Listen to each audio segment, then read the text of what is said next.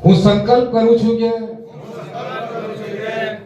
મોરવા હડપ વિધાનસભા ક્ષેત્રની અંદર જ્યાં પણ અમારો આદિવાસી ભાઈ નાની ઝૂંપડીમાં પણ રહેતો હોય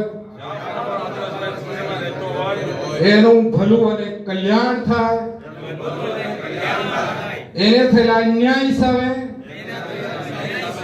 અમે બધા આદિવાસી ભાઈઓ ચાહે સરકાર સામે અન્ય કોઈ વ્યક્તિ સામે જો લડવાનું થાય તો અમે એકતાથી સંઘર્ષથી જરૂરથી જ્યાં પણ બોલાવે પાર્ટીના આગેવાનો એટલે સમાજના આગેવાનો ત્યાં અમે પહોંચીશું અને લડત આપીશું એવો સંકલ્પ ભગવાન બિરસા મુંડા કરું છું.